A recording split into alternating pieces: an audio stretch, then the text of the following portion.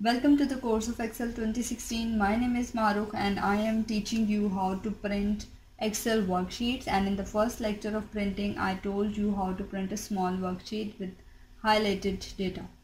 In this lecture I will teach you how to print this kind of worksheet, which is a rather big worksheet. So I will just go to the page layout to see what is lying here. This is the first step of printing. You have this worksheet and I go to the page layout which is lying in the status bar. Okay, by clicking on this I can see my data has been divided into two pages. Okay, to fit it into one page I will go to the page layout which is lying on the ribbon tab. I will go to the orientation and change the portrait to landscape.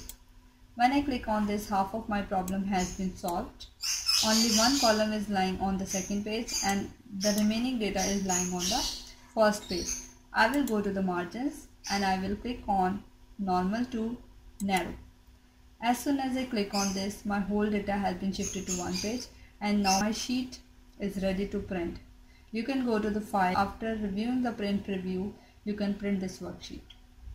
Okay, now I am going to print the big worksheet. There is a big worksheet and I will go to the page layout. As soon as I click on the page layout, I can see that page 1 of 84 are ready to print. I just cannot bring it down on a single page, but I can bring it down from 1 of 84 to 1 of 50, 1 of 40 kind of things. Okay. For this we will make some changes. I will go to the orientation, change it portrait to landscape. When I click on this, you can check my data is lying on 3 pages. Okay.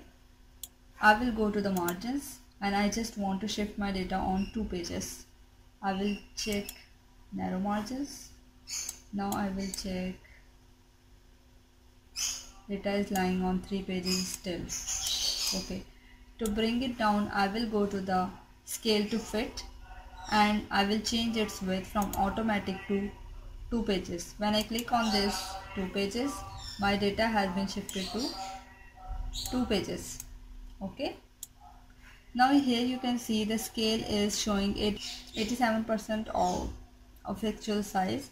You can change this number, but if you want to add data in a 25th or 26th column and your data is in 2 pages mode, I recommend you to change it into automatic. And now you can see the percentages is still same of a scale.